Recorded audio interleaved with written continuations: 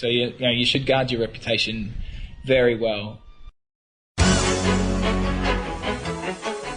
Welcome to your personal branding podcast with Bernard Kelvin Clive, your #1 career and business podcast in Ghana, bringing you expert interviews and insights into personal branding, personal development, and publishing. Now, here's your host, Bernard Kelvin Clive. Right, welcome to another edition of your personal branding podcast, and very interesting edition today as we look at reputation management online. The expert we need today is Kris Reid. Kris Reid is a software engineer and the SEO expert and reputation management expert, founder of Ardor Media Factory. Kris, welcome to the podcast show. Hey Bernard, thanks for having me, man. As a pleasure, I treasure. Excellent. Tell us a little bit about your background, how you got into internet business. Oh, well, I'm a software engineer myself. I originally worked for all the big banks like Visa Europe and Euroclear. And as the global financial crisis struck, I lost my job like pretty much everyone else working in fine arts.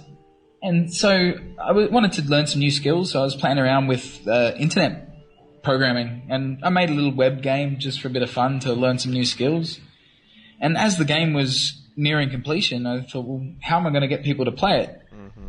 And so I started learning about internet marketing and search engine optimization, and then I've kind of worked out I had quite a knack for it and really quite enjoyed what I was doing, and slowly started transitioning towards being an SEO professional, and 6 years later we've got quite the growing empire. What game was that? So, what game were you trying to?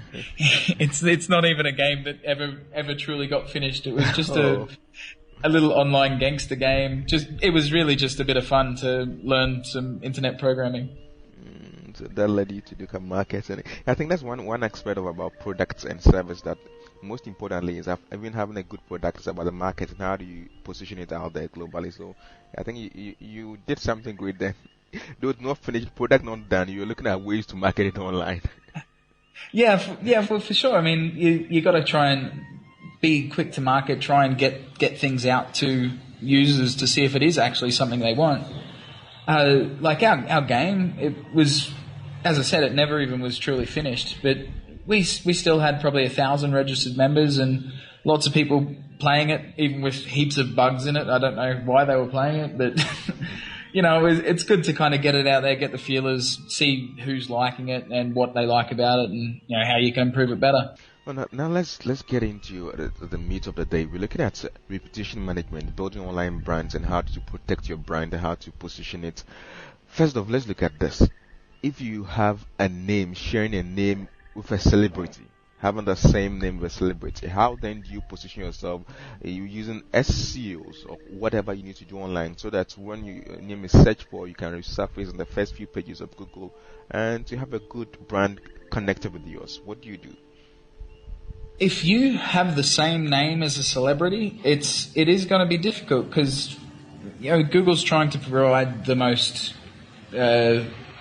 correct results or what they think the person's searching for.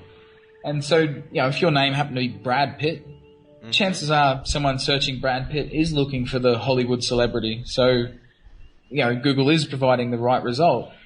All you can really do is to try and establish your brand bigger than them. And, I hope your name's not Brad Pitt because it's going to be pretty difficult. One thing to consider with that too is every business and every business expense like marketing, it matters about the return on investment, the ROI. So how much you spend and how much you're going to get back. So, if your name was Brad Pitt and you thought it's really critical to get your name ranking above his, it might cost you $10 million. And it's like, well, is that going to bring you in $10 million worth of business? No. It better bring in a lot more than that to cover it, So maybe you should think of a different way to advertise. What might your customers be searching for? Perhaps go for your business name rather than your personal name, or build your product names out, or look at a better way to get a return on your investment there. So maybe you can then look at how to then connect with your profession, or maybe the musician, or the wrestler, or the car dealer, or whatever? Yeah, I mean, well, generally if someone was searching for you, they should be able to find you, but that back when I first started SEO, it's a much more mature industry now, so people really know a lot more about SEO.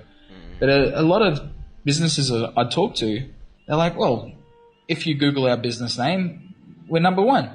And you go, well, that's people that are searching for your business. They know you already.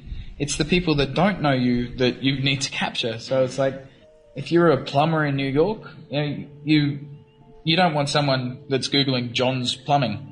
They already know how to find you. They're just looking for the number. It's someone that's looking for a new plumber that's searching, plumbers New York. That's the sort of keyword that you have to rank for. Now, quickly, school us through the whole idea of SEOs. What is that? What does it matter in the internet age in the area of search and business? Well, I mean, SEO is search engine optimization. It's a necessary evil in this day and age. I mean, Google is trying to select the best search results naturally. So it looks at all of the websites on the internet and it tries to work out what they are and bring you the right results. And so, staying on the plumber New York line, it'll look at all the plumbers in New York and try and establish which one would be the best one for you to search. And that to present you with the best result. But that would be fine, but until one plumber starts doing SEO, and once he is better at telling Google, that he's the best plumber in New York, then up he goes in the ranking. And then suddenly everyone has to do it, because otherwise you're going to get left behind, and you're just not going to appear in the search results. And, that's your lifeblood. It's the bread and butter of most businesses. Now, in looking at reputation management, a politician online having a good PR in all system now begin to have media publicizing negative news about him, which is true, of course.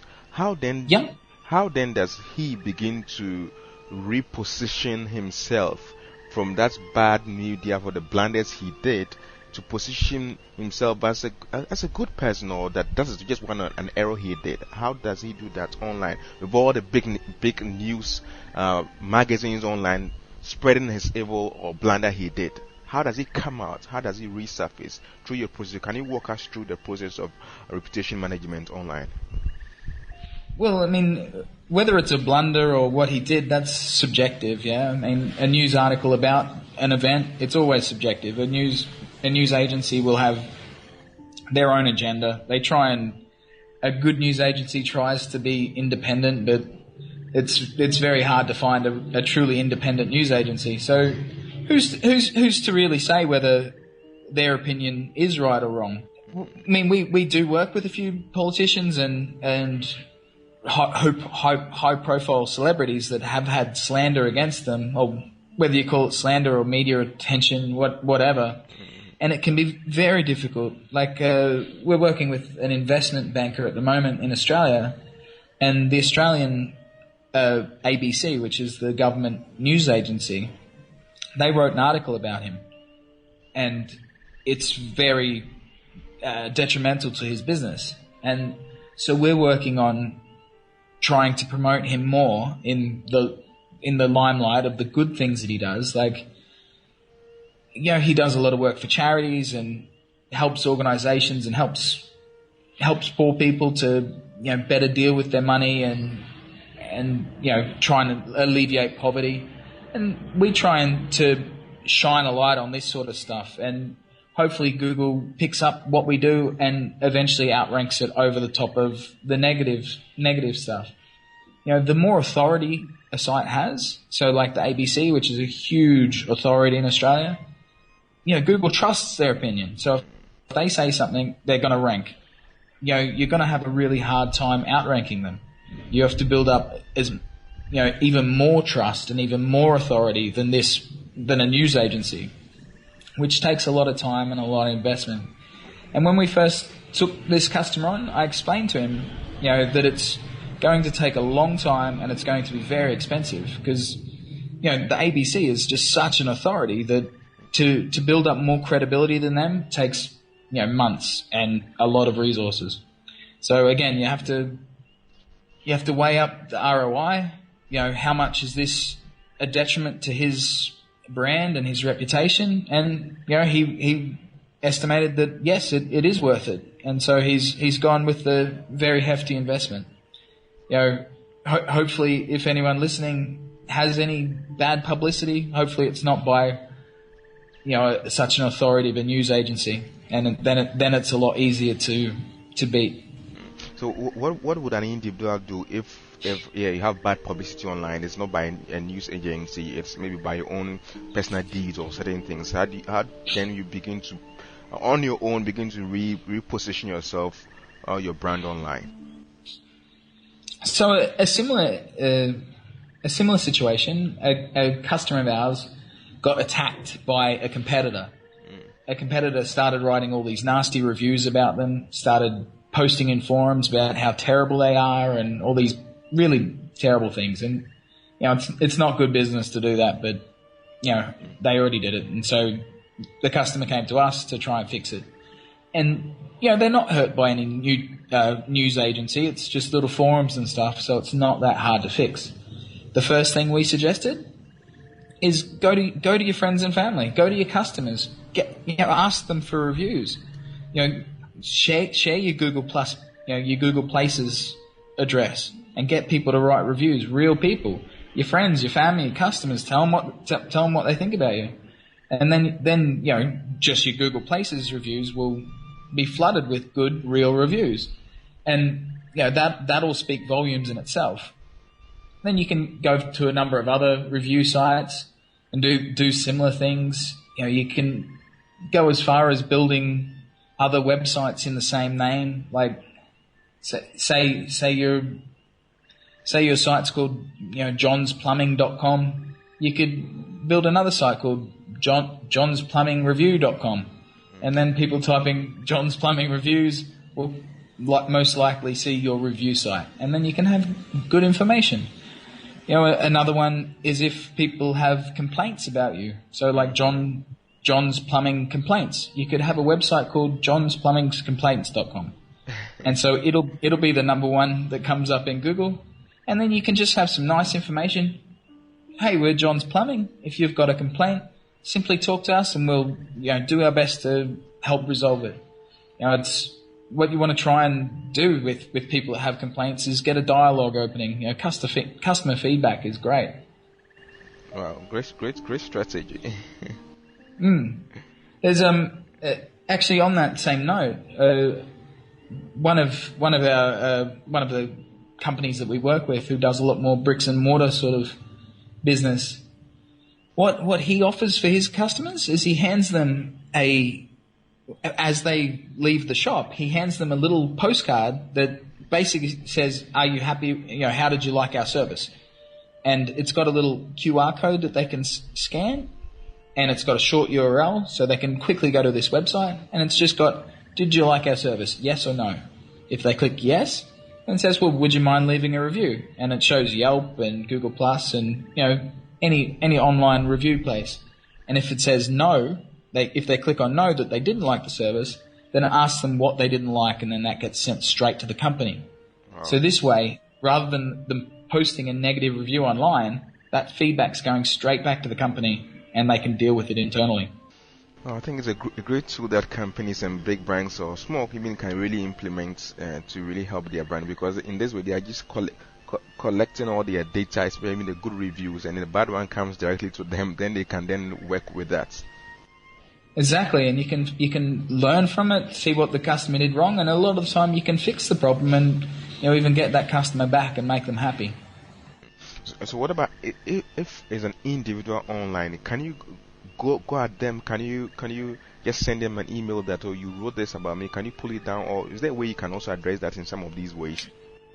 I certainly wouldn't recommend doing that. I mean, like I know of companies like the one that I was talking about where they have competitors targeting them and being really malicious online. Even responding to it can what's the word? Give it justification. Like it can even encourage them to post more negative things. I just really would recommend ignoring it. Don't bother going to it.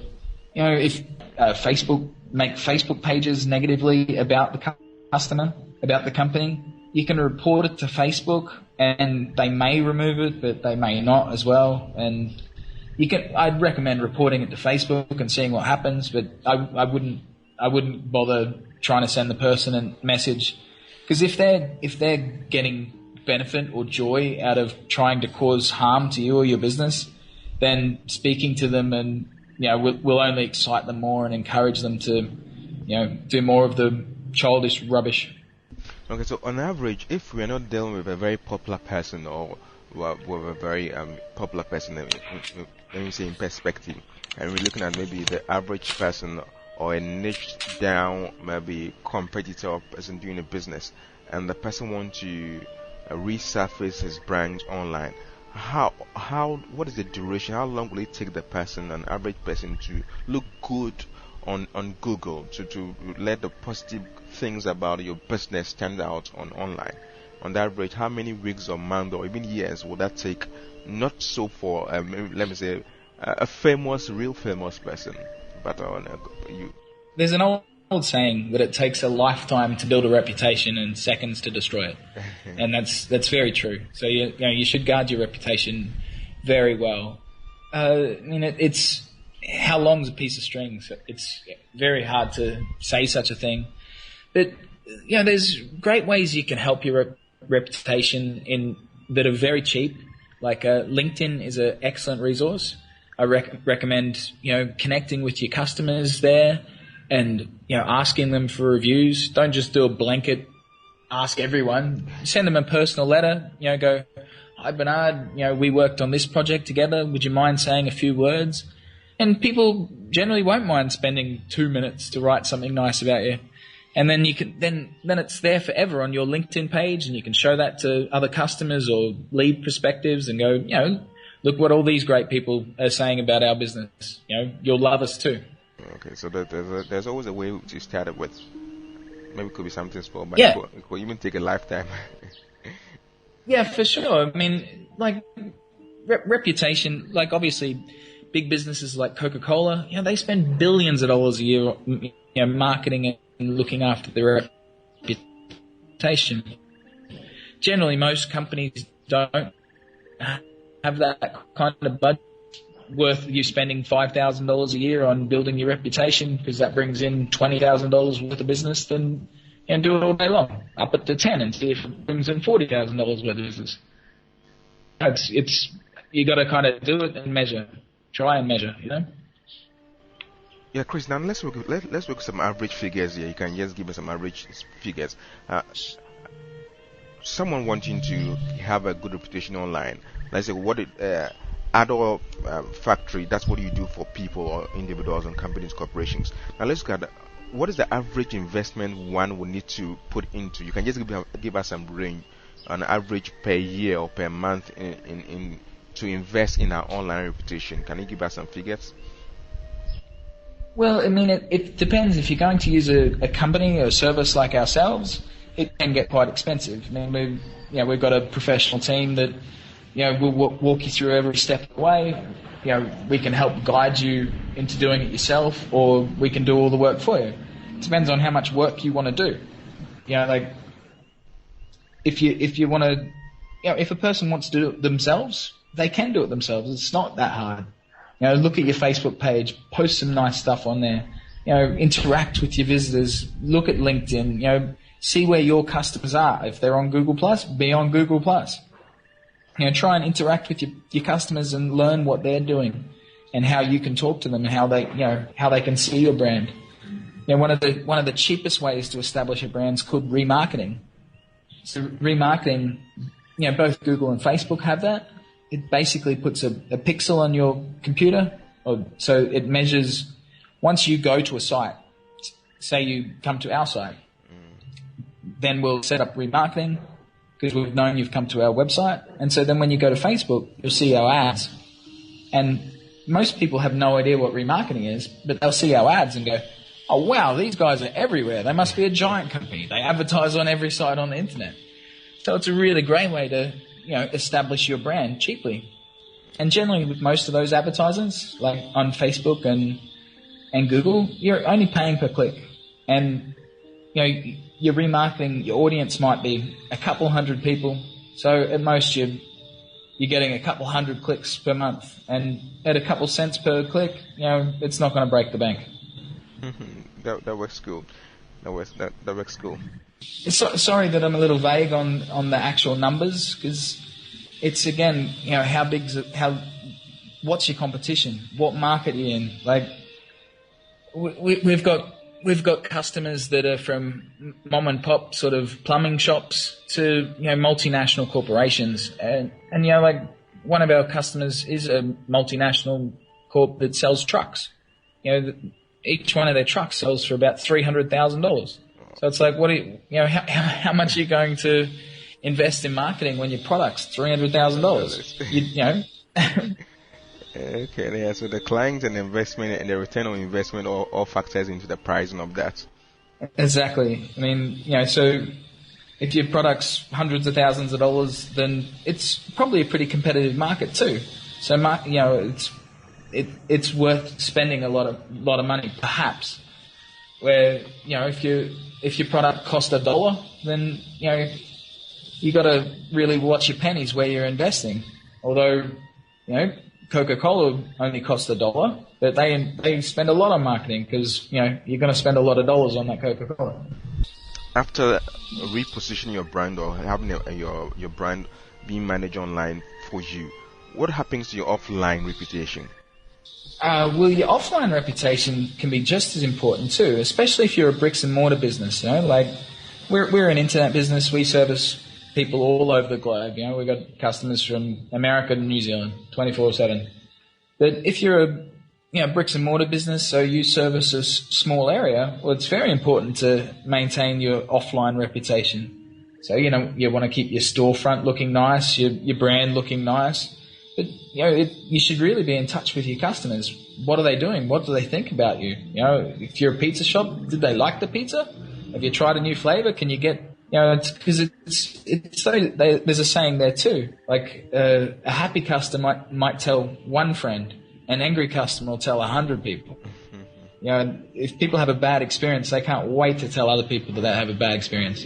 So it's really important for you to get in there first and find out if someone had a bad experience, why, what you can do to stop it happening again, and how can you turn them around to be a happy customer. Kris, now I wanted you to give us your top 5 tips on reputation management online. What are the 5 things that you want to let listeners have, especially those who have yet to position their brands online? What are the 5 things to do? Then we look at the 5 not to do. The first thing that I would do would set up a Google alert. So Google Alerts is a free tool by Google. You can type in any keyword and how often you want to be alerted to. So you should put in your brand name and your personal name and maybe even your product names. And so anytime Google sees anything new on the internet, so when it spiders off crawling the internet and it sees a new article about Bernard, it'll let you know. And then you can go and see, was it positive or negative? If someone's negative, you've got to work out why straight away. Because as I said, then you can deal with it, work out if your company did something wrong, how can you turn that person's frown upside down, make them smile. Monitoring your reputation is the first thing. Making sure that angry customers know how to talk to you. Building happy relationships. Like, I personally speak to all of our customers, so they know me. They know how to contact me. If they have an issue with anything any of our staff have done, or they're not happy with our product in any way, they know they can talk to me directly, and then I'll fix it, and everyone will be happy again. Because sometimes things aren't perfect. We try and make sure everything's perfect, but you can't be perfect all the time. But as long as people feel that there's a channel that they can communicate that, you can fix the problem and make it perfect again. So I'd say that they're my main points. Is to manage your reputation, is to monitor it and be in touch with your customers. It's difficult if you are a retailer and you have a small product like a drink, a Coca-Cola. It's hard to know all your customers if you're Coca-Cola, but you should still try and have a feel for the market and what they're doing. All right, now before we run up, can you tell us some few things, maybe about 3 real advantages or the need to have a reputation management online team or company manage your online reputation? Can you give us some advantages why there's a need, especially in this age? Yeah, for sure. I mean, Adam Smith, 400 years ago during the Scottish Enlightenment, he wrote a book called The Wealth of Nations, and his whole premise was nations become wealthy through the division of labor. You have to become a specialist. You can't be a jack of all trades and a master of nothing. Right. And if you're sitting there focusing on your reputation rather than making your product good, so rather than being John the plumber or Bill the baker, so it's important not to be a jack of all trades. You should be a specialist and focus on what you do. If you want a pizza, you don't learn how to become a pizza chef. You go to the pizza shop and get a nice pizza. If you want a website built, you don't learn how to build a website. You go to a web designer and get a website built. It's if you want a new house, you don't build it yourself. You hire a builder. Focus on your business and what you're good at, and leave the rest to the professionals. That's my advice. I think I like that. You need to really focus on the area of your strength, work on that, then you can then outsource the other things for people to do this. Just one of the things I really tell people, that you don't need to be a jack of all trades. You just need to find an area, niche it down, specialize, then work on it. The rest you can just outsource. $1 billion advice. Watch your reputation and grow it. I mean, happy customers is what allow you to grow as a business. Keep doing a good job, keep everyone happy. Right. Kris, where can we get in touch with you and the things you have to offer, your service and your company? Yeah, you can check out ardormediafactory.com. That's ARDOR mediafactory.com. Send me an email, Kris at Ardor Media Factory, KRIS, ardormediafactory.com. And I'll be happy to answer any questions you've got. Great one, Kris Reid. Thank you so much for your expert advice on reputation management and what we need to do to position and keep our brands online. Awesome, Bernard. Thank you very much for having me, and I hope that I help your listeners out. Okay, at this time I want to recommend my upcoming book. I want you to pre-order a copy of the book, The New Ways for Reputation Management, 99 Ways to Build and Boost Your Brand Visibility. My name is Bernard Kelvin Clive, and I want you to head on to Amazon Kindle and pre-order my latest book on reputation management and brand management. And the title is The New Ways for Reputation Management, 99 Ways to Build and Boost Your Brand Visibility. So pre-order your copy today from Amazon Kindle. Search for Bernard Kelvin Clive. The title is The New Ways for Reputation Management.